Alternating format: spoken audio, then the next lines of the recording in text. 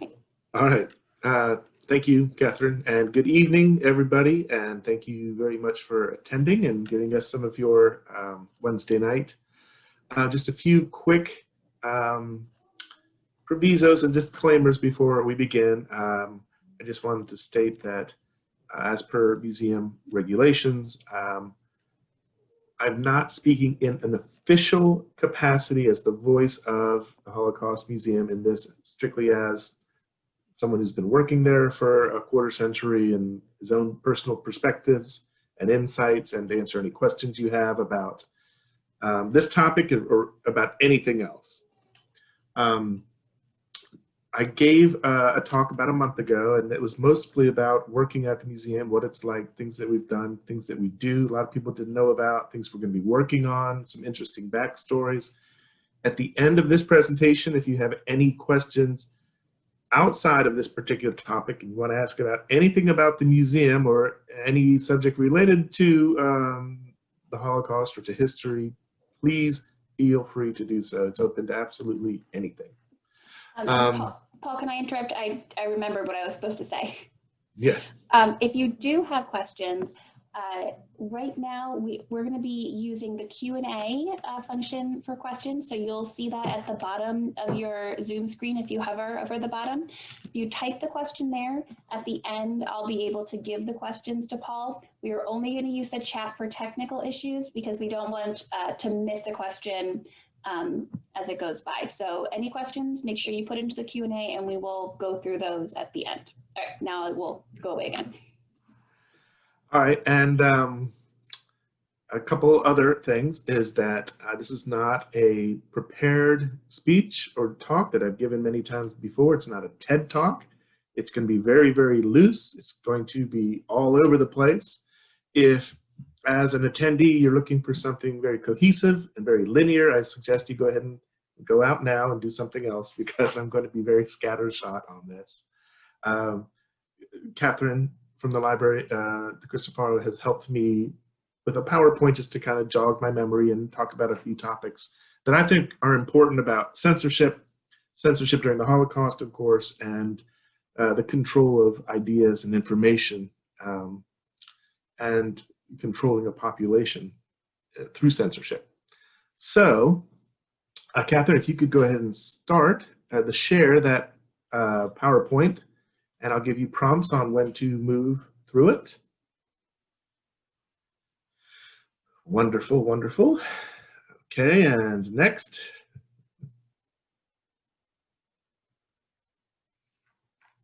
There we go. Now, I chose this quote. You've probably heard it before. This is a very famous quote from the writer Heinrich Heine, who very prophetically stated, where they burn books, they will in the end also burn people. And then ironically, or not so ironically, his books were among those burned in Germany at the very beginning of the Nazi reign. I'm going to tie in a little bit about book burning to censorship, but I'm just using the example of a lot of the book burnings, in addition to some of the other steps that the Nazis took. So before we move on, I want to talk a little bit about why censorship was so important to the Nazis, how they implemented it, and some of the mistakes that they've made, and how book burnings played a part. And of course, the Nazis did not invent censorship. It's been around as long as there's been any form of authoritarian government. There's always tried to be a control on what information is out there, how it's disseminated, what is proper information, what is appropriate literature or appropriate gospel, not necessarily religious gospels, although there were plenty of diets and councils to determine what religious doctrines, religious texts would be included in the official version of the Bible and not. This is true for almost all religions. It's very important for those in power to control the control the information. So the Weimar period experienced, it's the interwar period between World War I and World War II. There was quite a bit of openness and quite a bit of new, tolerance of divergent views, and there's a lot of different viewpoints out there.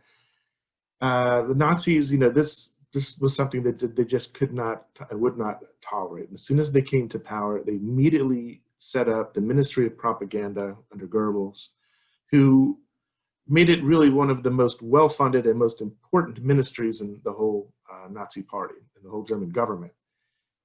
Controlling the information, who reads what, who hears what, who watches what, was extremely important. To control population, to keep in power, and to unite a people, unite is not necessarily always a good thing. To get them into a group or herd mentality, it's extremely important to limit what a person can have access to. So they immediately banned a lot of the newspapers that were contrary to the Nazi ideology.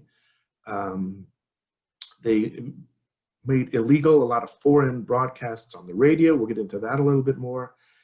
And they halted actual free speech, even in private. You could not discuss in private with someone else a topic or a matter contrary to Nazi ideology or something that's against the Nazi party or against any Nazi officials.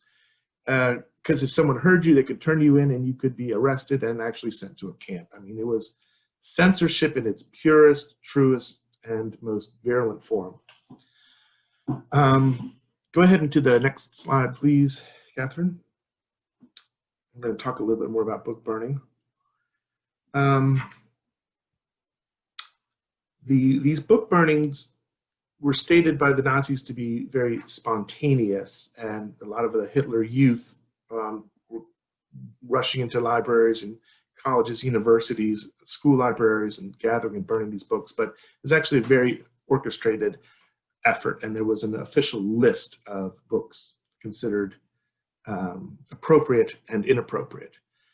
And they weren't just, outlawed. I mean, you could not have these in your home even under penalty law, but they were to be gathered and destroyed. And the types of books would be really surprising, I think, to a lot of people. It wasn't just Jewish authors or communist authors, but any author, even ones from decades or hundreds of years before, who even fictional novels, who presented an ideology that was contrary to Nazi ideology, whether it be true equality among the sexes or the races, whether it be the usefulness of the handicapped, whether it be a utopian society that could be construed as communist.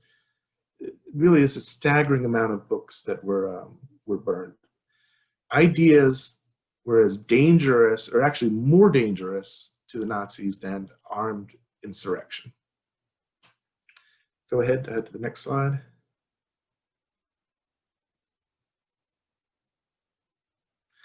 I wanted to show, well, it's not necessarily with this one, but the amount of materials the colleges, the libraries ransacked. It was not only the types of books you would think. It was also scientific literature that was contrary to Nazi ideology. Anything that opposed their views on health, or the perverted Jewish scientific theories of Einstein, things like that. They really ended up destroying a scientific and literary culture that Germany had enjoyed for a very long time. They're really at the head, at the apex of enlightenment before this. It took years for Germany to recover from them getting rid of a lot of these writers and playwrights and actors and novelists. The ones who were able to escape we're able to find employment in other countries and do other types of work, but just the progress that they were enjoying as a nation was completely lost, and it took decades to recover. And it hasn't really been the same. It's taken on a very different turn. Next, Catherine. I didn't show it before, I didn't point it out before, but I want to point out, in some of those photographs you saw earlier, a lot of the people, or the participants, were children. And this is a theme you're going to see again and again and again, of children, youths, participating in these book burnings. This was extremely important. The young are so impressionable, and it's so important to inspire them, to get them to open to new ideas and to read as much as they can at that age. And reverse to that, they had to indoctrinate the youth to believe that ideas could be dangerous, and that certain thoughts had to be controlled, and books had to be burned, and that it was not necessarily a good thing to keep an open mind. This this photograph here, I just wanted to show that it was not necessarily a German thing. There have been book burnings going on ever since books were first printed, and even before. There's always been a control of information. There's always been attempts to control the information your population has access to. And it didn't stop at the end of World War II. I put this picture in here because it was black and white, but this was taken in 1982 in Minnesota. There's book burnings that have gone on in this country before World War II and after, and they're still happening today. Next, Catherine.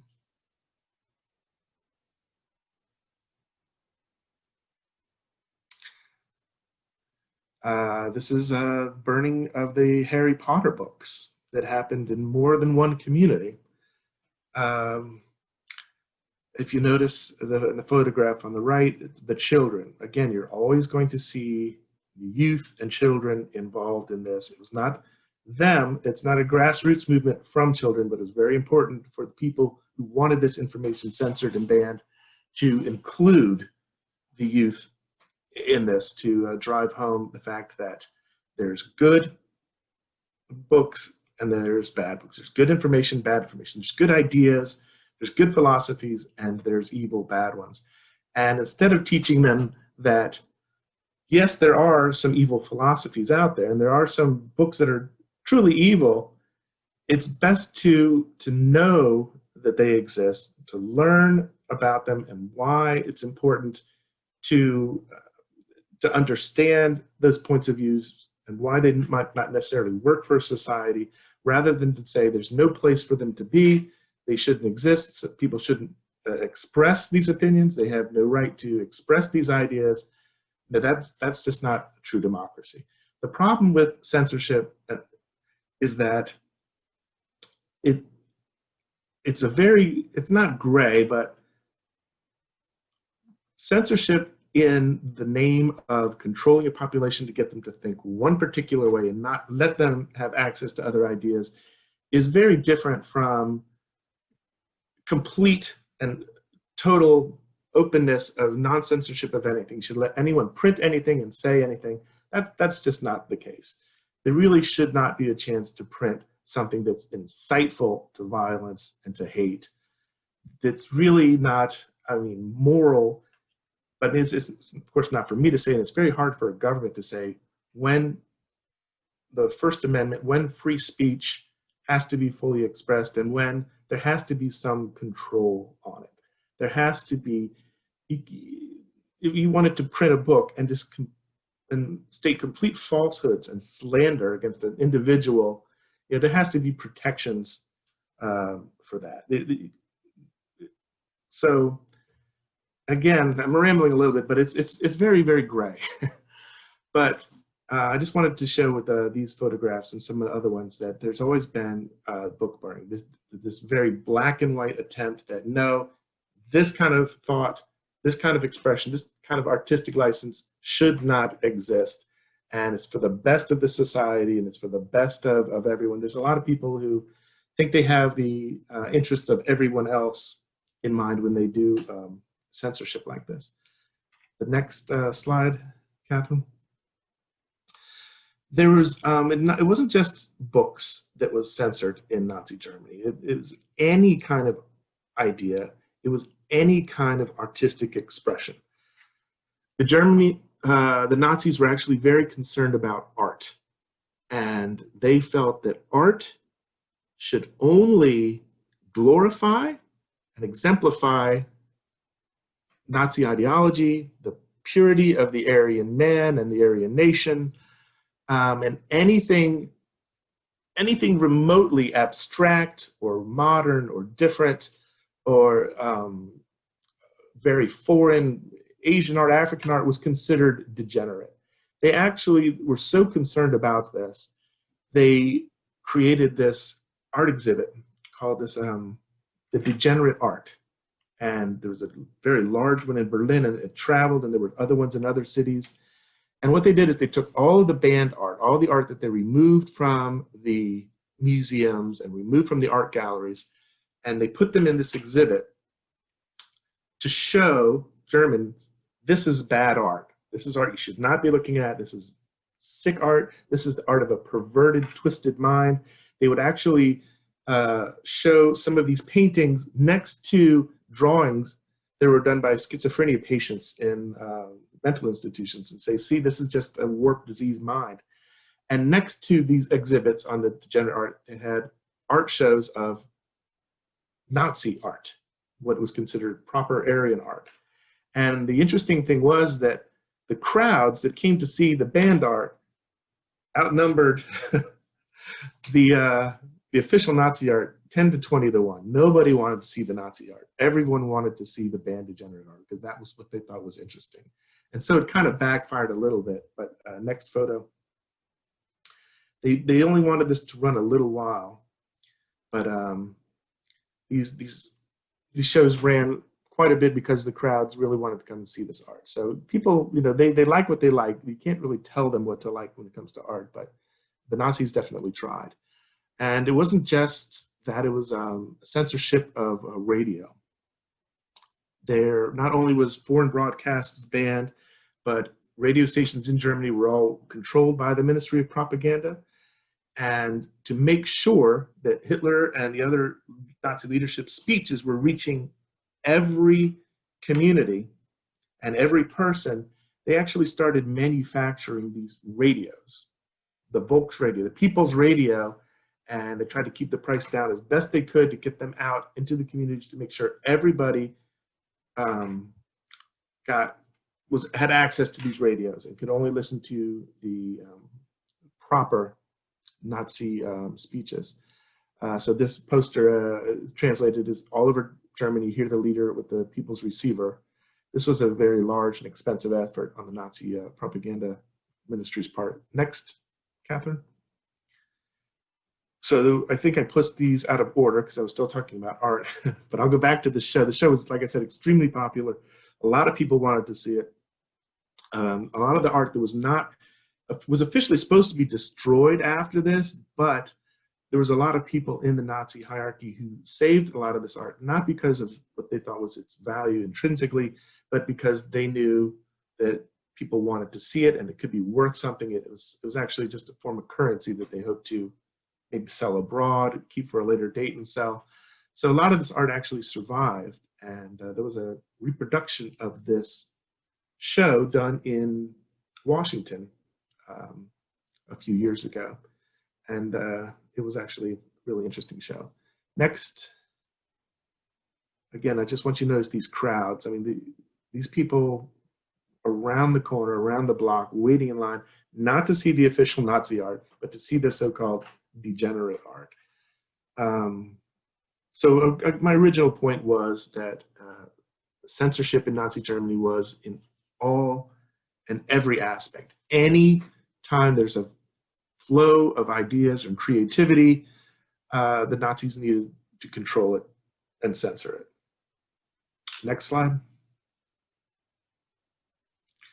This is another version of the show that toured in another city. I just wanted to show that it also was hugely popular. Look at the lines around the street. Next photo. Just some of the types of art that were on display in this. It wasn't like spectacularly curated. There was no theme to it. There was not an art historian placing things on the wall. If you notice, it looks like just a great big jumble. Next. And here's an example of some of the art. This is from actually our National Archives, where this is housed now.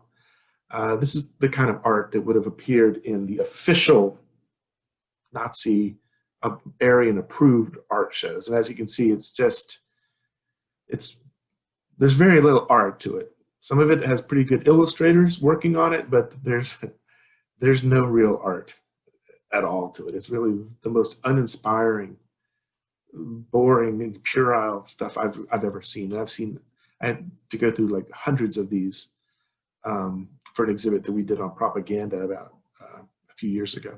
Next photo. Again, this is the kind of stuff that Hitler and the Nazi Party loved.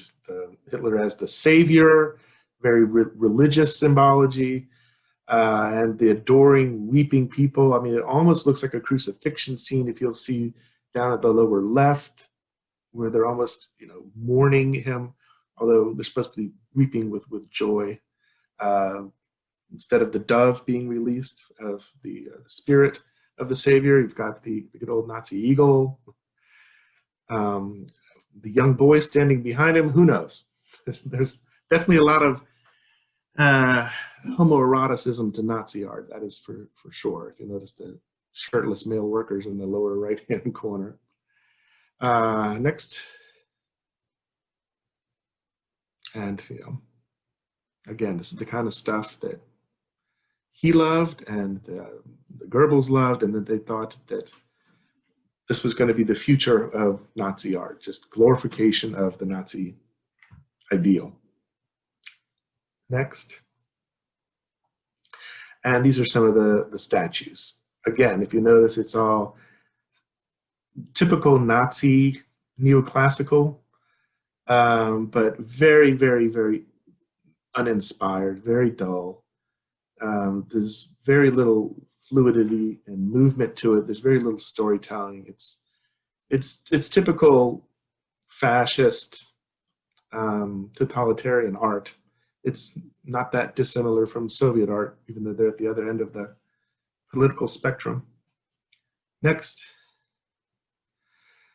I wanted to show that all expression was censored. In the 1920s, one of the most popular musical acts in Germany was this group called the Comedian Harmonists. There's a very interesting movie about them if you ever get a chance to watch it. They did like the Mills Brothers kind of music. There's a lot of jazz where they imitated the instruments with their voices. There was a lot of double entendre, a lot of interesting arrangements that were wildly popular. They sold out shows all the time.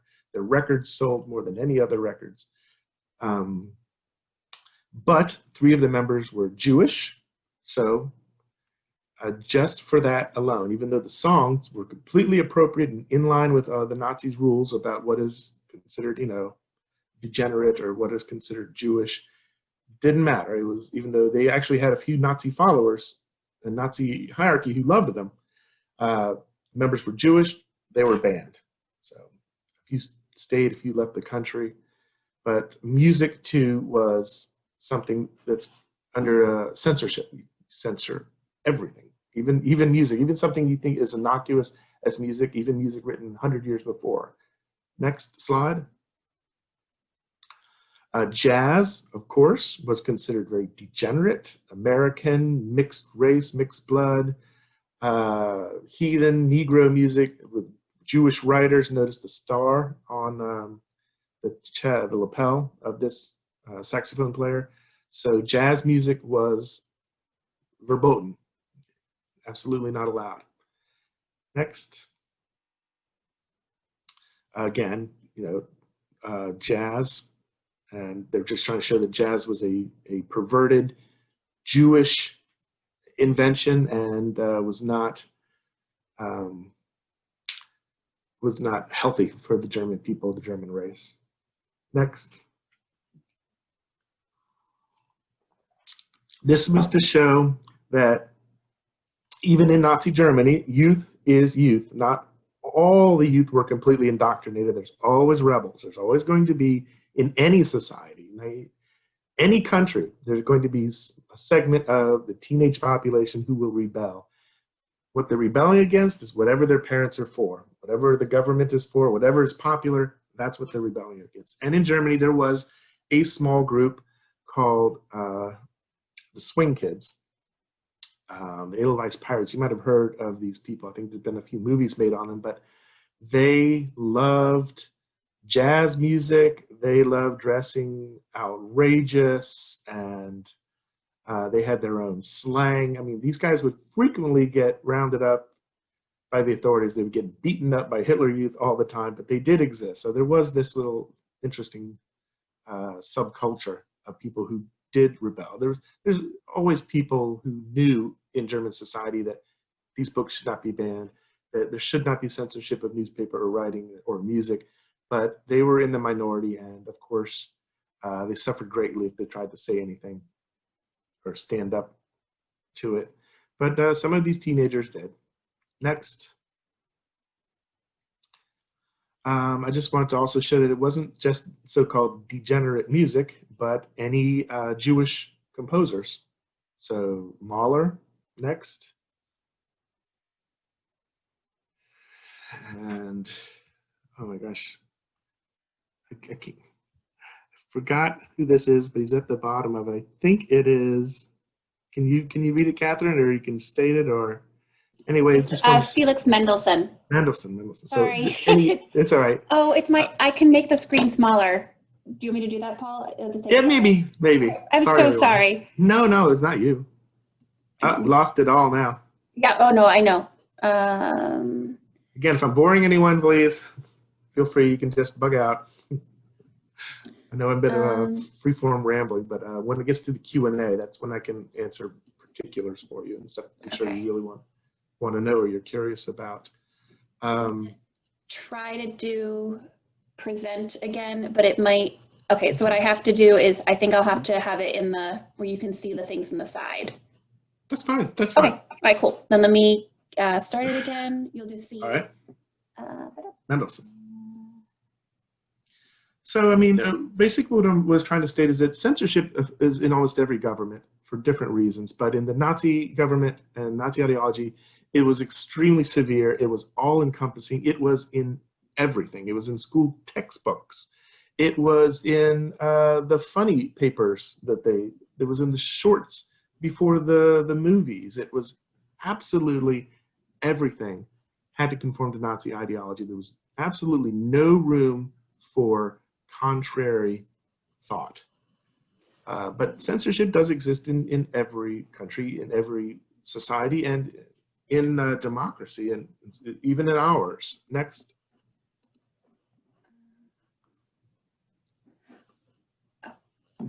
Sorry. This is a little music censorship that happened in the United States in the 1960s.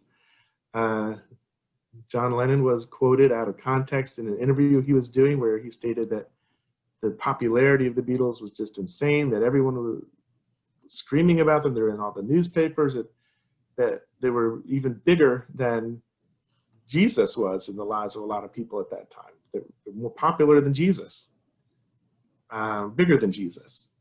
What he was basically saying was that, that it was just crazy, all this popularity, fame, and acclaim that were being thrown on them, and that the other things in people's lives just didn't seem to be taking precedence anymore. But of course, it was taken out of context, and there were Beatles burnings all over the United States. They burned his records, mostly in the South, but a few places in the North. The churches and conservative DJs would get together and host Beatle burning parties. And this was not official. This is more grassroots. This is something from, the bottom up, not top down, as in Nazi society. And again, notice it's children, always children present at these, and always children at the staging of these. It's extremely important to get this indoctrination done young. Next. I'm sure a few of you remember the confrontation in the 80s between Tipper Gore and a few other Capitol Hill housewives to try to put warning labels on records, and there was quite a few people on the other side of these congressional hearings who wanted to talk about the importance of why censorship, that even warning labels was a form of censorship and why it was wrong, and the importance of the First Amendment. And this is a photo of Tipper Gore and Frank Zappa, and if anyone who actually watched these or read the transcripts, Tipper Gore was hopelessly outclassed. Frank Zappa and really researched his stuff. He was very eloquent, very insightful, very knowledgeable, and he really ran circles around them. And the hearings did not go the way the women on this committee wanted. But this happened in the United States and only a very few years ago. Next. Again, I wanted to show. I'm sorry, Paul. Yes. Just one moment. I'm sorry. Catherine, we're having a little bit of trouble seeing the screen now. It's a little small for. Okay. Go back to what it was, Catherine. Go back to what it was. Thank you. That was probably the only thing that was at the bottom, so don't worry about it. Again, I want to show that all newspapers that were not official Nazi newspapers or Nazi accepted newspapers were banned and censored, and everything written and sent to a newspaper had to pass through and get the approval of the propaganda ministry. This was an anti-Semitic newspaper by Stryker called Der Stürmer, and it was, as you can see, this kind of stuff that they printed was beyond scandalous and slanderous. This front page stories about the ritual murder of Christian babies that Jews would do to drain their blood for Jewish holidays and to make their matzah. And this was considered, news. Next. This is, again, I should have put these photos in better order. This is an example of one of the Volk radios that made sure it got put into everyone's home. There was also censorship of television, and people think there wasn't a lot of television in the 30s, but in Germany actually there was. They were one of the earlier refiners of television and television broadcasting. They actually broadcast the 1936 Olympics. They broadcast a lot of television shows and quiz shows and dance shows, but were all with a Nazi theme, if you can even imagine it. The dance and variety shows that were Nazi themed, cooking shows that were Nazi themed. If you ever get a chance to maybe YouTube and look at some of these, it will just absolutely blow your mind. But again, I just wanted to show that that censorship was in every aspect of a citizen's life. That nothing escaped censorship. It was a completely authoritarian regime. Next. Here's Goebbels checking out the People's Radio, and this is a nice little propaganda shot. Next. Okay, well, we can go back one before we get to this. Again, I want to state that there are people who, there is hate literature out there. There are websites that are just hate websites. Their main goal is to incite killing, incite violence, not even subtly, to disparage other races, certain other gender, religion, and it's just the vilest, outright fabrication lies. And legally in this country, you're allowed to spout stuff like that. You're not censored on it, but there is an effort today on certain social media platforms. They feel that these are not public. This is not a right. Facebook, TikTok, Twitter, these are privately owned companies. And if the public wants to try to hold them to the fire and say, you need to not let a lot of this hate speech out there. I don't think, myself personally, that's an infringement on the First Amendment and free speech, and it's not censorship. There's no society in the world where it's legal to yell fire in a crowded theater. And a lot of this speech that social media is now trying to control, people who oppose the control of it are calling it censorship. They're calling it their limits on their freedom of speech, and they're calling it political action to protect one particular political party. But really,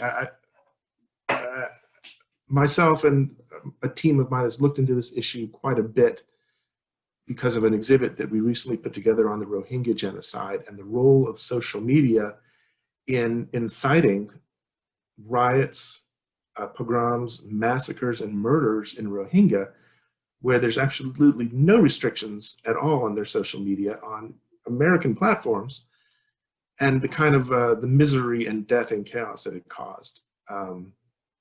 It really is just, these are platforms where it's so easy to get a piece of misinformation and then a rumor, a slander into somebody's inbox in a matter of seconds. You know, no longer just passing around a book, or have you heard this speech, or have you read about this this person's essay. So there is censorship in the United States, but it's for really an entirely and completely different reason. It's really not for this control of getting people to think one particular way, so they'll vote one particular way, so they'll have one particular party, so we can get other minority groups ostracized and out of the way, which was the goal of the Nazis. It's a very different kind of censorship, and I even hesitate to use the word censorship, but it's the title of today's talk, so I thought I'd at least bring it up. There's always been efforts in this country by so-called concerned individuals of the kinds of books that appear in their libraries or in their schools, and there's some of the titles will really just astound you, and the reasons why that they were proposed to be banned would really astound you. But I'm going to actually pass this over to a librarian who knows a little bit more about it, and she's going to talk to you about some of the most challenged books in America and the American library system, and the importance of making these books available, and why, you know, you shouldn't be banning these types of books. Anyway, I'm going to let Catherine take over for a little bit before we go to Q&A. Great. So Paul asked me to show so every year for Banned Book Week, which just ended a couple of weeks ago, the American Library Association puts out the list of the most challenged books of the previous year. So I would say challenged because very rarely are books actually removed from, especially public libraries. School libraries, sometimes things get moved a little bit more, maybe moved to the high school versus the middle school library. But Banned Book Week definitely has more of a alliterative flair, so that's why we call it that. So yes, these are the top 10 most challenged books of 2019. You'll notice a lot of them this particular year had to do with topics of LGBTQIA+ content. And there's also Harry Potter always shows up pretty frequently over the last few years. And I believe The Handmaid's Tale, because of a renewed interest in the show, or renewed interest in the book because of the show on Hulu. So, so challenge books, it's something that you actually, as a community member, have every right to do in your library. If you think that a book shouldn't be on the shelf, or if you think that a book should be in a different section, that is something that you can go to your librarian and say. And what happens next is we do not say, "You are right, sir or madam, and I shall take this book off and throw it away." Instead, we will talk to you about how libraries are a place for everyone, that we try to make sure that we have diverse reading material, that there are certainly books that we ourselves maybe do not agree with, but we want to make sure the information is available. And if somebody is still like, yes, I need this to be addressed, there's actually a form you fill out, and it gets sent to the branch manager and the library director and board, and we respond. There have been times where books have been moved. I remember an instance where a book, somebody just was surprised that a book was in the children's section. When it was looked at, it probably was just misfiled and it was moved to adult. There have been other times where we say no. I have had the privilege of writing a response for a book challenge.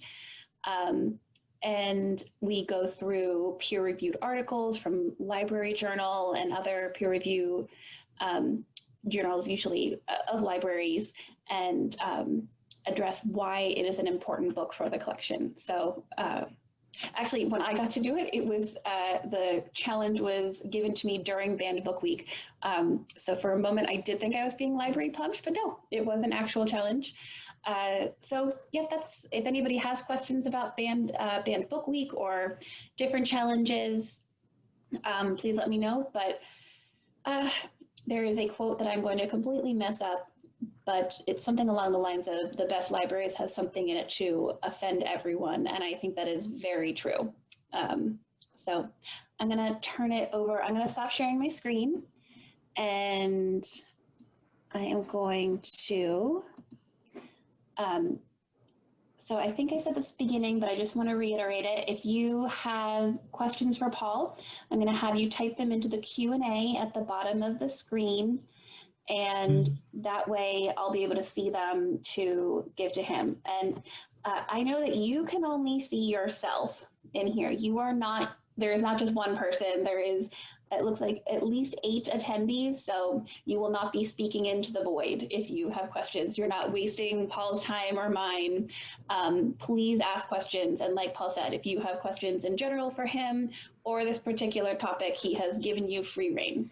So I'm gonna put myself, no, I know, I will leave myself not on mute so that I can read questions. All right, Paul.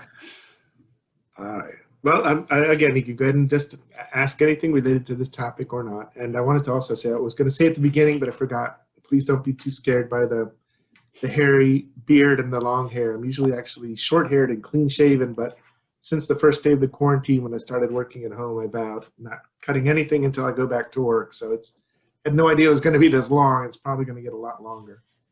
And I could do a whole nother talk about the challenges of working at home, doing sensitive material, and having the kids walking by and asking what that big pile of bodies is and stuff like that. But go ahead, Catherine. Oh, okay, great. So how many, Paul, do you have an idea of how many books were burned during the Nazi era? Well, I could answer that 2 different ways. I don't have an exact number. I could actually get back to you, and you send me, this is an official request to my email, which I will give everyone at the museum. Actually, Catherine could probably just type that in the chat, my email, if anyone wants to contact me with any other questions at another time, or if they want specifics. But hundreds of thousands, if not millions, of actual books were burned. A lot of them copies and repeats, because all the towns, libraries, and universities did this.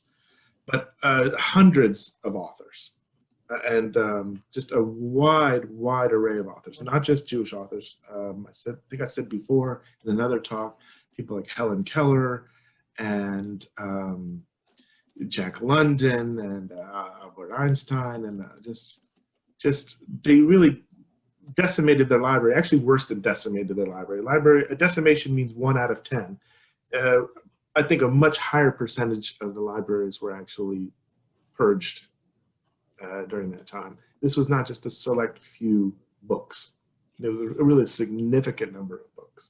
So Pat had a follow-up question with that. Are there books that were lost forever? Are there books that we won't be able to see again? Okay. No. Almost, you know, in the modern society, and I call the 30s in Germany a modern society, and it was, these books existed in libraries around the world, not only in other languages, but in the official German language. Most major libraries in the world have German language sections.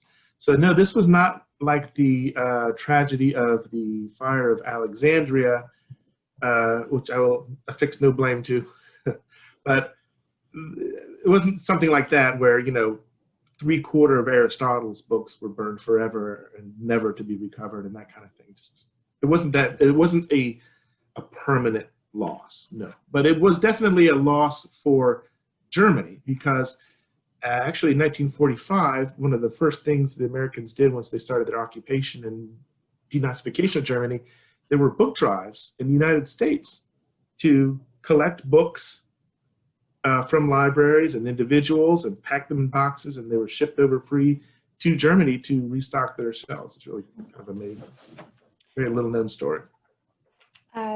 So Carol asks, do you have any books that you would recommend for further reading on this topic?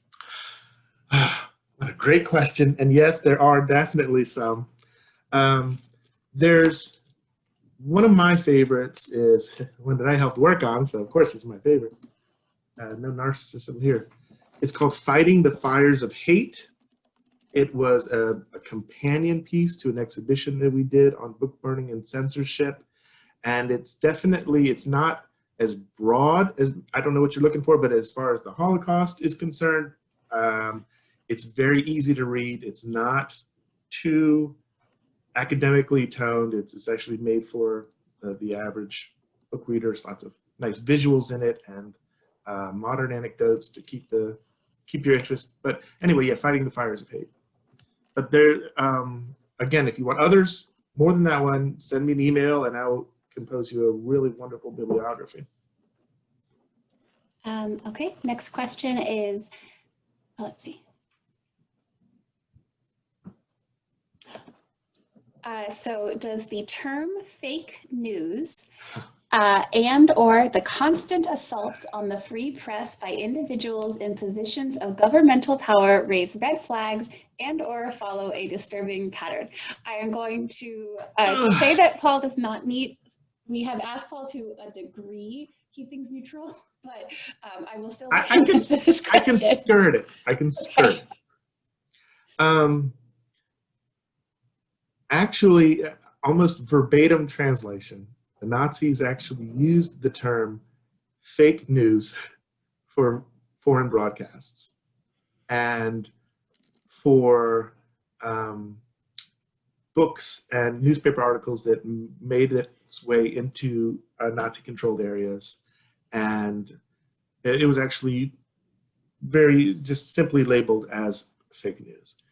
I'm not going to say our government, the United States. I'm going to say a hypothetical country somewhere in the Antarctica, say, if that regime and the powers that be were constantly labeling and targeting news sources and literature sources that opposed or tried to bring to light abuses of that South Pole regime, that would be considered a fascist attempt at censorship.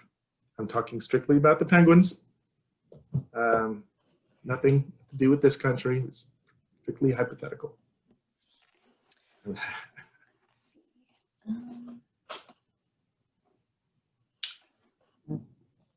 What I have so far. But yes, yes, please. it's troubling. Yeah. All right. Anybody, I'll leave it. We won't disappear right away. Never mind. Somebody just put one in. They put in a nice long one. So let me read it real quick.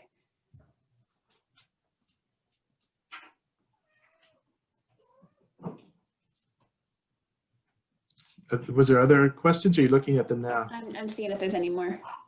Okay. Well, great. This is an easy crowd. No leaving reviews. I'm censoring any reviews.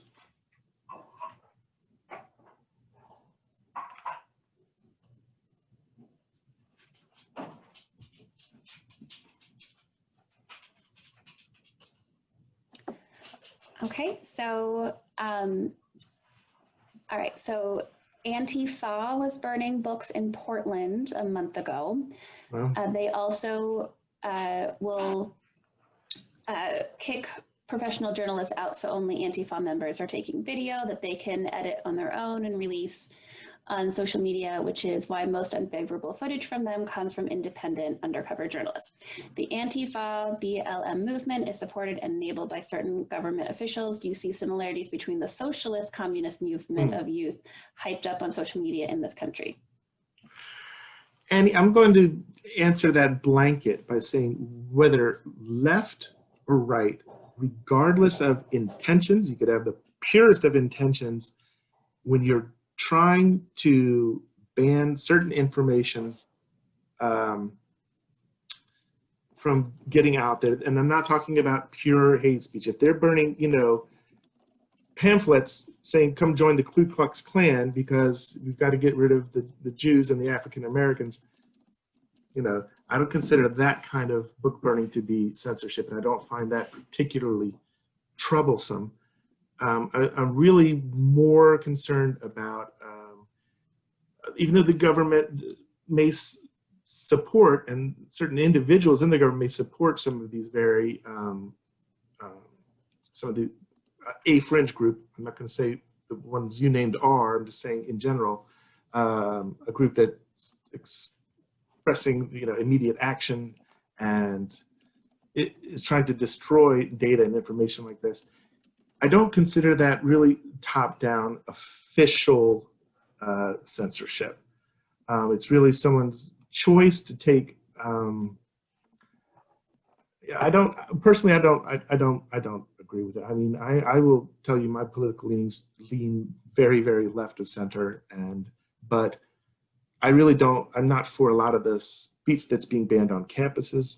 I really don't like when a school invites a speaker that the majority of the population of the school disagrees with, and they try to get that speaker banned or disrupt the speaker.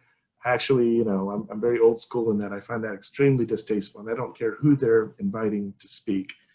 And there are a lot of campuses, right and left, in this country where the student population wants certain books challenged. They want certain courses challenged because they think what is being taught does not agree with their particular political viewpoint. Actually, I don't agree with that either. But I'm not in a college campus anymore. I haven't been for several decades, so I'm in the minority on that. So I'm just kind of watching to see how that goes. So I have... okay, burning the Bible, I'll actually address that. Oh, and actually, I have one for you before that, Paul. I have... yeah. How did Nazi censorship get approved? Where were legislation... Were there legislative objections? No. There's no such thing as legislative objections after 1933. The Hitler enacted the Emergency Powers Act, which gave him pretty much he can do anything he wanted under the guise of security. That's what a lot of governments do to enact laws that are contrary to their constitutions or legislation. They just say, well, this is for security reasons. I need to do this because this group is a security risk. This religion is a security risk. I have to do this because this ideology is a national security risk. And so he was able to do all of this stuff. And that happens in a lot of countries and even in a lot of democracies.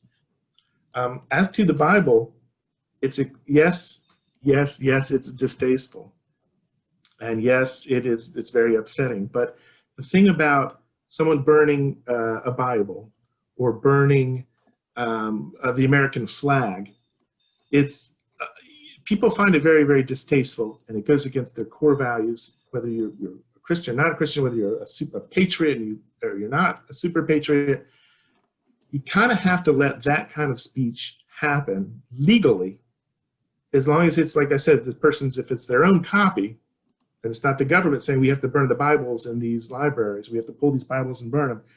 But if a person's individual choice to do it, even though it's distasteful, it's really one of those things you just kind of have to eat in a free society, in a democracy. You're just not going to like some of the freedoms that other people enjoy. I have these discussions with my dad years ago about flag burning and how those people should be arrested and imprisoned for burning the flag. But you know what? It's speech. It's a form of protest. It's their flag with their money. It's distasteful, it's disrespectful, but you know what? It's not for the government to say, that's disrespectful. It's not for the government to say, this is distasteful. You can burn the Quran, that's fine, but don't burn the Bible. You can do this, but you can't do that. I mean, it's not what they're supposed to be doing. It's not what you're supposed to do in a pure democracy. I'm sorry, it's probably not a very satisfying answer, but there's in a free society and with free speech, there's some things that you just gotta stomach and turn away. You don't have to like it. You don't have to watch the football game if you don't like the kneeling, but you can't take away that person's right to do it. So Paul, I have a question. This is all of this, the burning of books, making censorship. It was never anything that the Nazis tried to hide that they were doing. They were proud of this, correct? Absolutely. That was all part of the indoctrination too. They said it's not only our duty, but it's your duty as a citizen to expose this. And if you hear someone saying contrary to what we're saying, to report it. And these ideas are bad, and there's a lot of degeneracy in the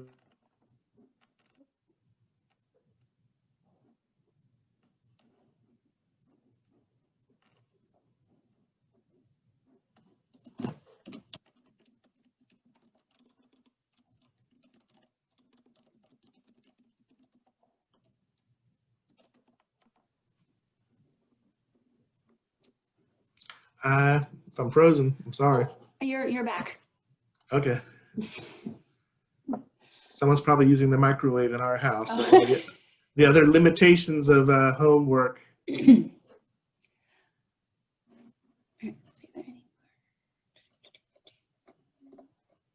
Okay, let's see.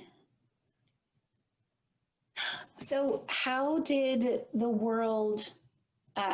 we as a world society allow the Germans to do all of these types of censorships? Well, there's a few questions about that. First off, it's a matter of national sovereignty. Hitler did not come to power in an illegal coup. He was elected, and because of some of the intricacies of German law, appointed chancellor by Hindenburg.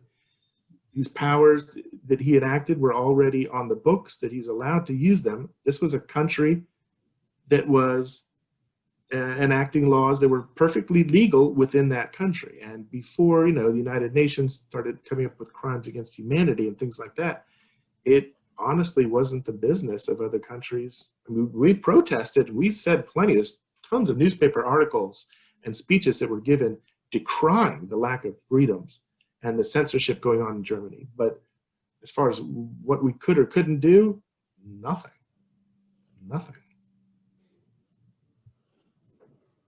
I mean, if tomorrow the government officially wanted to subvert the Constitution and ban all of Tolkien's books and Lord of the Rings, it's not for Canada to invade and put them back on our shelves, That's a really crappy analogy, thank you. I mean, I think we'd have plenty of people who are upset if Lord of the Rings was no longer allowed in libraries. Is there any of the art or music that was created in Germany at the time that either allowed by Nazis that was worth listening to now or seeing, or was there anything that was created but hidden that sort of survived? Strictly as a novelty and as a collector's item. Officially in Germany, you can't own any of this stuff. You can't own anything with Nazi symbology on it or the swastika.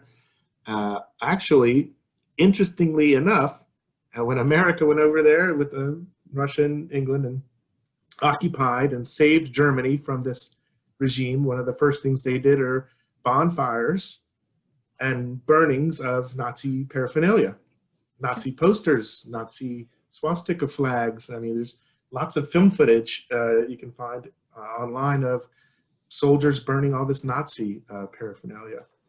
The Library of Congress and the National Archives has a lot of this Nazi art that we collect for historical reasons.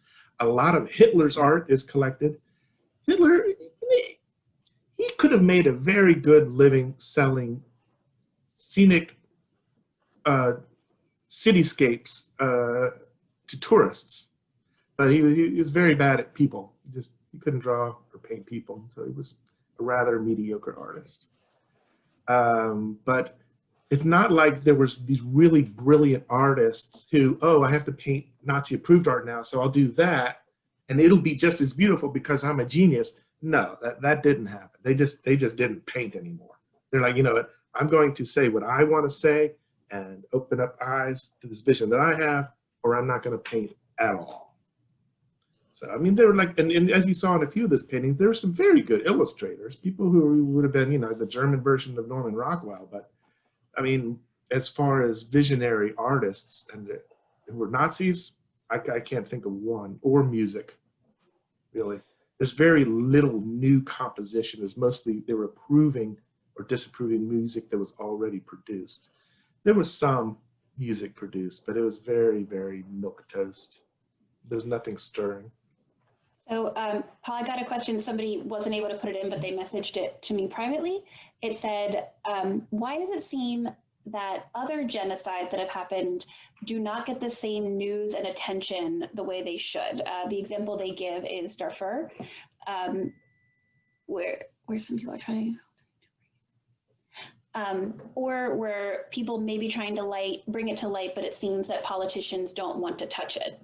Okay, I'll touch on that. Actually, well, first off, in defense of the museum, we have an entire genocide center, and I've personally worked on very large exhibitions that took up an entire floor for Darfur, Sudan, Rohingya, the Cambodian genocide. All these genocides are getting shrift, at least in our museum. As far as why the news is not covering it, I'll give you in a word, it's ratings. There's a lot of refugees from World War II living in the United States. There's a lot of people who fought World War II in the United States. There's a lot of Jews who emigrated in the United States, a lot of Jews who lived here, relatives who died in the Holocaust. So there's huge interest, and there's always going to be people investing that this memory be kept alive. But there's very few Darfur refugees living in the United States. There's very few Sudanese genocide survivors living in the United States. And the ones that are, it's not really English as a first language. They don't have a lot of money to promote their cause. So I know I sound very, very cynical, but it's really just, it's the news cycle and its ratings. These kind of things should be on the forefront. You should be hearing about them every day. The stuff that's going on right now in Burma is it's horrific. It's horrific, and maybe you'll see a blurb of it in the back of a newspaper every other month. But what's going on, even right now in the world, it really is. I really don't have the adjectives for it, and it should be on the front page every day. But there's a lot of people who are like, well, it's not in the United States, doesn't bother me. America first, take care of our own, let the world take care of their own. There's a lot of that attitude in this country that fuels a lot of it too, I'm afraid to say. So I have a follow-up question to that. They wanted to know if, you know, especially since we can't go to the museum right now, where are the best places to get good, well-reported information on the genocides that have happened or currently happening? A lot of the museum stuff is online now. We've got a PE tour online. The Rohingya exhibit that I just finished is completely online now. It's a wonderful exhibit. I'm giving, you know, even though I worked on it over a year, so it's part of my baby, so I'm tooting it, but it's out there. A lot of the past exhibitions we've done on genocide, you can go to the museum and click on that. The International Rescue Committee has a website. There's a website called, I think it's called Genocide Watch, Human Rights Watch, the International Red Cross. All these people are trying to get this stuff out there. It's all online. So there's definitely a lot of information out there. You do have to kind of wiggle a little to get to it, but the museum should be one of your first choices. Well, is that the sort of thing after they go through the look at what's on the museum's website? Is that the sort of thing that they could email you about if they wanted more? Sure. If they don't find it there and they want to know about something specific or some great sources on it, I'll definitely give them the links. But the museum, with a little bit of scrolling and looking, you can find information on all the genocides, and we update it a lot. And we have really just about everything. Serbian, in Yugoslavia, we go all the way back to the Armenian genocide. We try to cover a lot of it. And then I will just put a, I guess, a horn toot out for us. If you have questions about looking for information. Elaborate. None of us are by any means experts on the Holocaust, but we will get you to the experts, whether it's emailing Paul or directing you to other good sources. The American library system is one of the best in the world. It's a model for the world. And the ones in St. Mary's County are outstanding. The new one, once you're able to go inside of it, is going to blow you away. And then I have another question here. A common assertion is that is that the German people must have known about the horrific activities going on in their country. So first that, and then what is your opinion on how censorship impacted general knowledge of Nazi government and military activities? And then even with modern day communication avenues, the fact that there are still Holocaust deniers, despite that we have footage documenting it. All right, that's two different questions, but they are kind of related. The first one is, both great questions. You weren't allowed to talk about any rumors you heard about what was happening to the Jews. That was punishable by law. You were fear-mongering. Even though this was happening, there's plenty of proof it was happening, you couldn't say it. That was absolutely censored. Soldiers eventually were censored from taking any photographs or writing about what they were seeing and sending it back home. Their mail was censored. There's plenty that the Germans knew through word of mouth and about the atrocities and what was happening, but to be caught disseminating that information, severe consequences. It was absolutely censored. The second part, I'm just having a brain freeze. What is the second part again? The question Sure. about? Even with modern day communication avenues. Okay. Holocaust deniers today. Deniers. Here's the thing about Holocaust deniers. None of them are based in academic and historical curiosity. You will never, ever, ever find, I'm not even talking about an exception except for someone easily duped, a person who's like, I wanted to keep an open mind. I knew nothing about this history. I did my own investigations and did my own research and asked my own questions and canvassed these archives myself, and I've come to the conclusion that the Holocaust didn't happen. That's never the case. A few of them will say that, and they'll always say, oh, I don't have a dog in this fight. You scratch any Holocaust denier, and you will find anti-Semitism at its core. I'm not just saying that like as a broad brush, like, oh, you say something bad against Jews, you're an anti-Semite. You say something bad against the Holocaust, you're an anti-Semite. That's not what I'm saying. I'm saying that Holocaust deniers who go out and state, looking at the research and all the evidence, Holocaust didn't happen, or if it did, it wasn't that bad, maybe a few thousand people died. These are not academics. They're not even armchair academics or historians. They're not unbiased. They all have an agenda.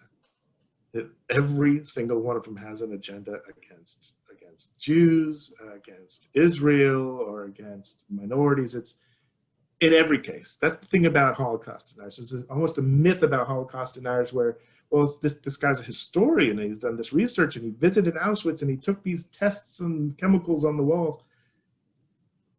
They're not historians. They're not academics. They're anti-Semites with an axe to grind, and they're just trying to make it as presentable as they can to dupe as many people as they can.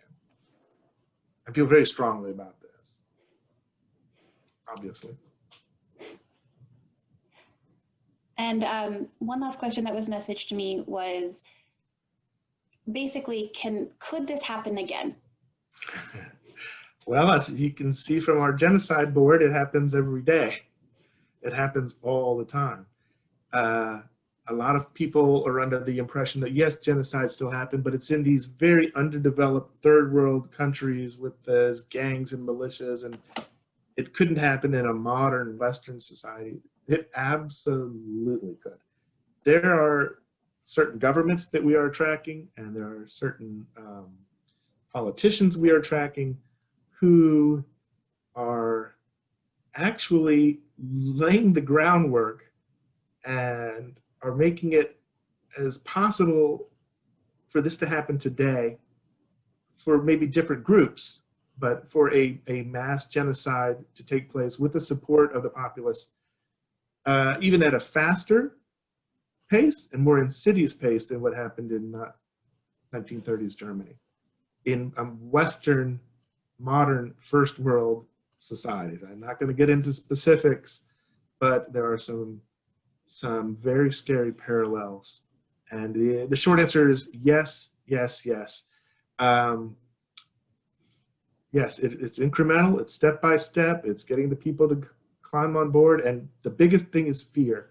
If you can instill fear in your general population of this other, of this problem, these people coming over here, they're not seeking jobs, they're not fleeing their home world, they're all terrorists, it's all a scam, coming over here. I mean, if they can instill terror and fear in you, it's amazing what the average person is capable of going along with. So yes, yes, yes.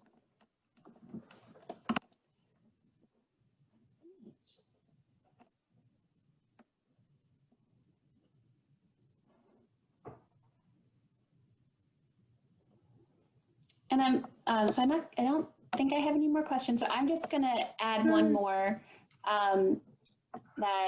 This is more on the full topic of the museum.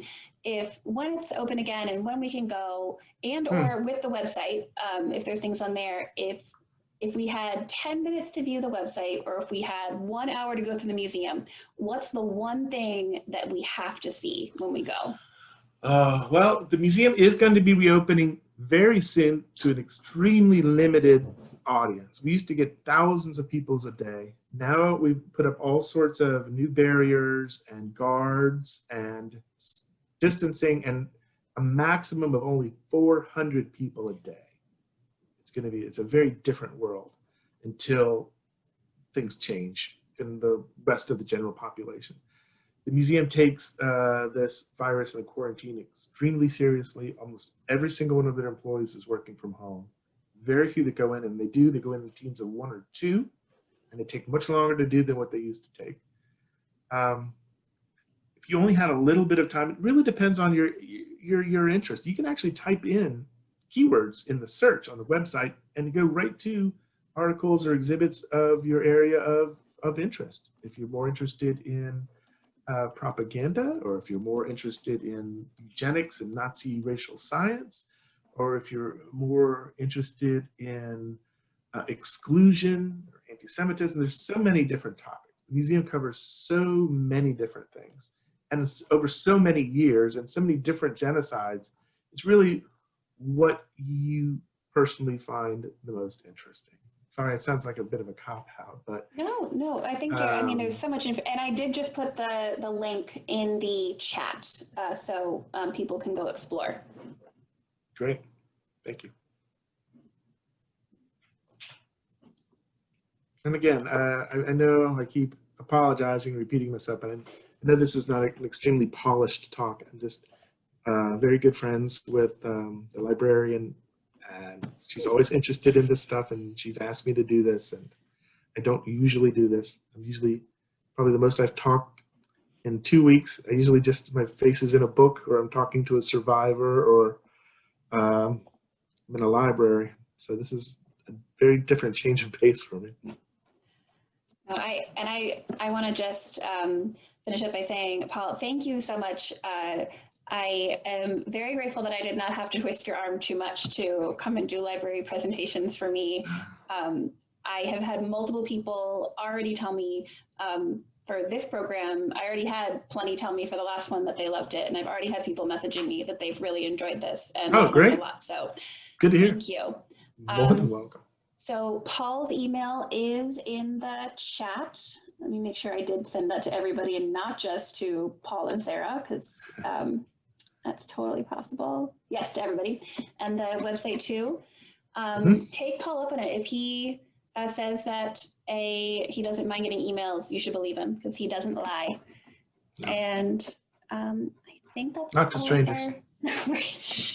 There you go. Thank you again, Paul, so much. And if anybody came late, just a reminder, Paul is going to be doing one more, at least presentation for us, November 4th, and it's going to be about the importance of history and how that affects how we view today. And I am very excited for that one. So It'll be fun. That's something that very near and dear to my heart. Very misunderstood discipline, history, and a lot to say on it. Well, thank you so much. If you have any other questions, you can go ahead and email Paul or contact the library. We will help you find anything that you're interested in if we can.